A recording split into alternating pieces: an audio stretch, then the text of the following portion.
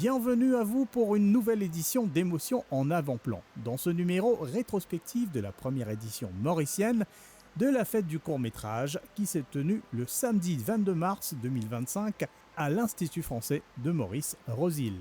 La fête du court-métrage est un événement annuel célébré mondialement. L'Institut français de Maurice, en collaboration avec divers partenaires dont Porteurs d'images, choisissait d'instaurer ce rendez-vous à Maurice en proposant dans son amphithéâtre une journée marathon autour de ce format court. La programmation qui s'étendait de 11h du matin à 23h se déclinait en diverses thématiques. Un axe jeunesse en matinée, des films insulaires et mauriciens durant la journée et des films issus du répertoire français en soirée pour être très sommaire. Alors la fête du court-métrage, c'est une fête qui est célébrée partout en France et partout dans le monde, donc chaque année au mois de mars. Et donc l'Institut français, voilà, c'était tout naturel pour l'Institut français de Maurice de proposer cette célébration d'un format cinématographique qui est un peu moins connu, parfois même très peu connu du grand public, alors que le court-métrage, c'est vraiment un moyen très très intéressant de se plonger dans des univers variés, multiples.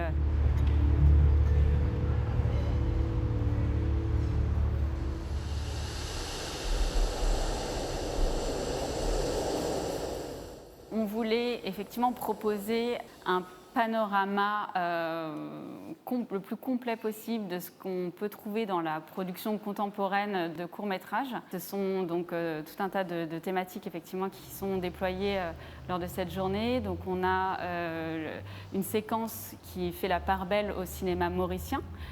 Donc on s'est associé avec Porteurs d'images pour pouvoir proposer des courts-métrages qui ont été produits par Porteurs d'images, réalisés par des cinéastes mauriciens. Ensuite, il y aura une thématique qui s'appelle « Aux émotifs anonymes ».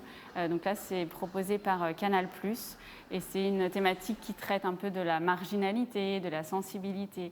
C'est une très belle séquence. Et puis une dernière séquence qui s'intitule « En haut de l'affiche » avec en fait des acteurs, actrices françaises qui sont plutôt célèbres, comme Marina Foïs, Chiara Mastroianni, etc.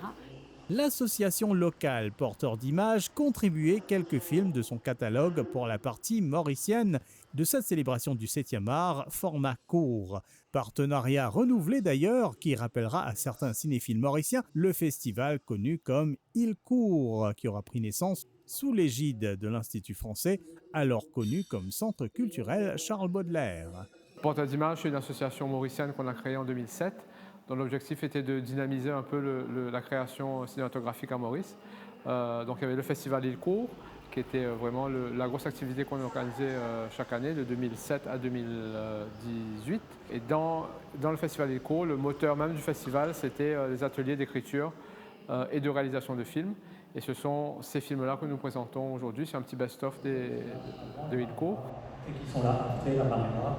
Et je trouve que, enfin moi, ça m'a touché que vous laissez cette réalité, en fait, dans le film, malgré le happy end.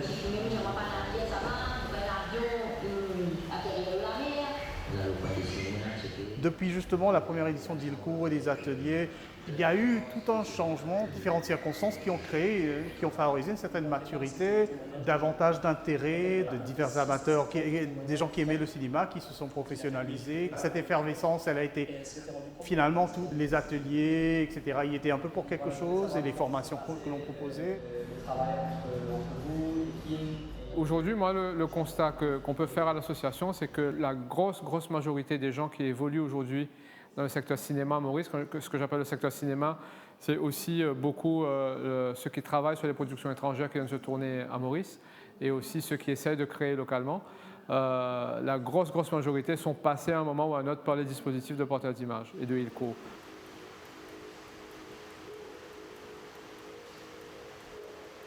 Ces ateliers se sont arrêtés donc avec le Covid en 2019 et mon constat est que depuis, on a eu peu de courts-métrages de réaliser et ce dispositif, pour moi, je sens qu'il manque en fait dans l'écosystème mauricien de création artistique. On essaie de le remettre en place, on voudrait le remettre en place, ça demande du temps, de l'énergie et des moyens financiers aussi.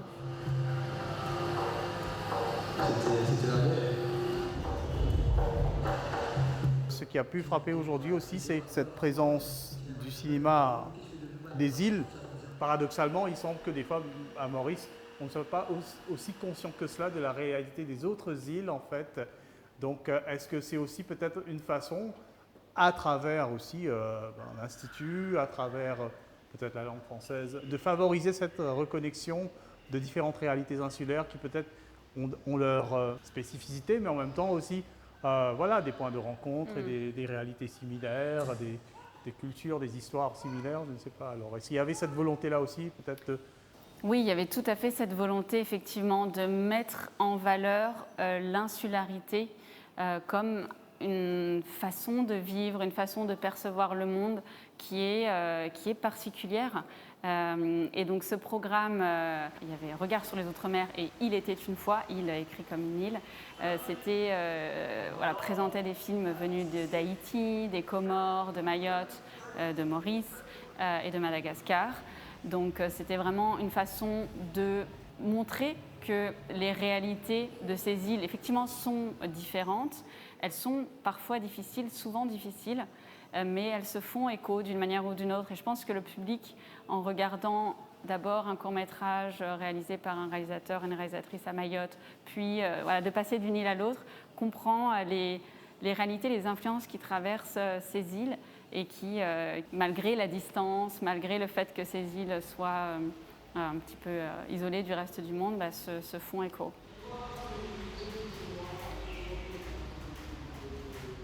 À Porteurs d'Images, c'est ce qu'on a toujours prôné en fait, c'est-à-dire la collaboration entre les îles de la région pour la production, que ce soit de court ou de long, mais on a toujours voulu essayer de mettre les gens en relation pour qu'ils travaillent ensemble. Il y a des dispositifs, par exemple à La Réunion, assez semblables, notamment un dispositif qui s'appelle DocOI, qui est de la formation au documentaire, auquel Porteurs d'Images envoie des candidats régulièrement. Donc cette collaboration, pour nous, elle est ultra importante parce qu'en fait, on est complémentaires dans les îles. À La Réunion, il y a des structures, c'est un domaine qui est très structuré de par l'apport des financements publics, etc. Donc il y a beaucoup de structures, beaucoup d'institutions dédiées à la création cinématographique. À Madagascar, il y a des gens aussi qui travaillent dans un milieu associatif et avec beaucoup un foisonnement de talents très important, très intéressant. Maurice, quand on a commencé le cours, on était vraiment un peu au devant de cette scène et aujourd'hui on se rend compte que la production malgache, la production réunionnaise a beaucoup avancé, a beaucoup progressé. On les retrouve maintenant dans des festivals internationaux et nous on est derrière et on est un petit peu à la traîne aujourd'hui. Donc oui, cette coopération elle est d'autant plus importante aujourd'hui parce qu'elle va nous tirer vers le haut, elle va nous tirer vers l'international, vers une meilleure exposition. Et puis je pense que quand on fait des films, on ne fait pas des films... ici on a toujours eu un peu tendance à, quand on parle de cinéma, on parle surtout de cinéma pour une visibilité pour l'industrie touristique. Ça a beaucoup été ça la vision du cinéma à Maurice. Et nous, on essaye de défendre autre chose, de dire un cinéma, finalement, un cinéma mauricien, c'est aussi pour les Mauriciens, aussi pour les gens de la région. Donc ces publics-là, ils sont là, il faut les développer, il faut aller vers eux, que ce soit à Maurice, à Madagascar, à La Réunion, aux Seychelles, à Rodrigue. Il faut aller vers ces publics-là parce qu'ils sont aussi en attente de films qui parlent d'eux. Toi, tu vas maman, tu maman ok?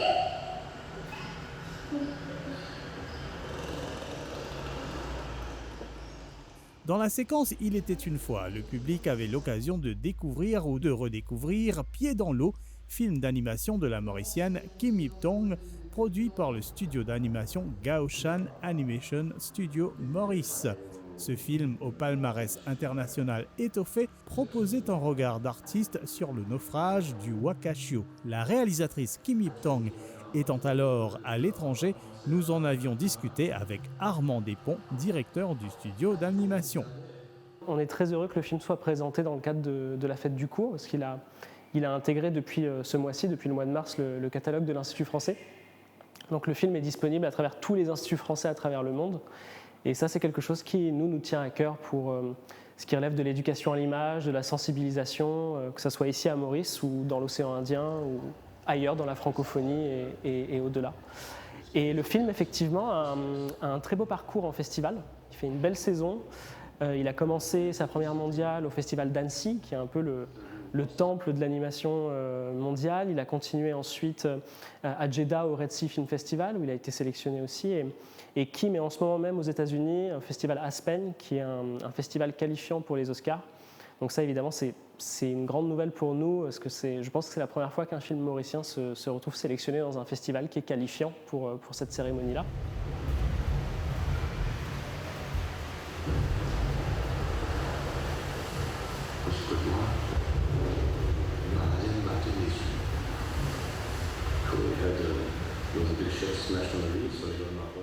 Le point de départ du film a commencé bien avant Gao Shan, ça a commencé avec Kim, au moment du Wakashio, au lendemain du Wakashio même.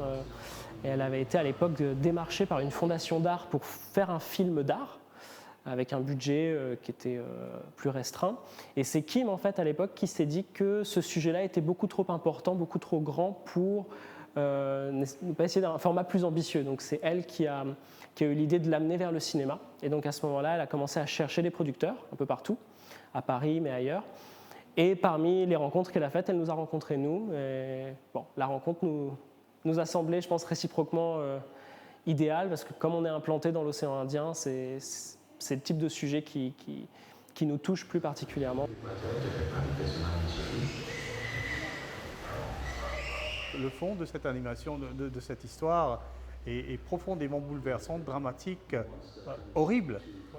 Mais en même temps, la forme, elle est esthétique. Et voilà, donc voilà, il fallait réconcilier ces éléments-là. C'est vrai que le sujet détonne beaucoup avec le style de Kim, qui est un style très idyllique, très poétique, très coloré. Et effectivement, c'est intéressant comme question, parce qu'effectivement, c'est une question qui s'est posée pendant la fabrication du film. En fait, on a une séquence dans le film que nous, on aimait appeler la séquence du cauchemar pendant qu'on l'a fabriqué, qui dénote d'ailleurs avec le reste du film, qui est très dark, qui est d'ailleurs bichrome entre le rouge et le noir, qui a été supervisée par une autre animatrice qui a travaillé sur le film également, Gloria Vivien, qui a vraiment en fait prêté son trait, prêté son pinceau à ce passage-là, parce que Kim elle-même en fait considérait que cette scène-là méritait un style peut-être plus agressif, plus abrupt que le sien. Mais voilà, donc c'est vrai qu'il y avait cet équilibre-là à trouver, parce qu'on parle à la fois d'un trauma et d'une catastrophe, et en même temps Kim souhaitait que le film soit un véhicule d'espoir, soit porteur aussi, en fait montre qu'à travers le pire, le meilleur aussi peut surgir. Et c'est ce qui s'est passé, il y a eu un instant d'unité dans la population qui s'est créé, et de fraternité en fait autour d'une cause commune, et c'était quelque chose qui tenait à cœur à Kim. Donc voilà, il a fallu un peu jongler entre ces deux. Première édition réussie de la fête du court-métrage à Maurice, qui rappelle la place de choix qu'occupe le cinéma dans l'action culturelle de l'Institut français de Maurice. Une dynamique dont les cinéphiles mauriciens ne peuvent que se réjouir. Fin de cette édition, rendez-vous bientôt sur scène ou à l'écran pour une autre dose d'émotion en avant-plan.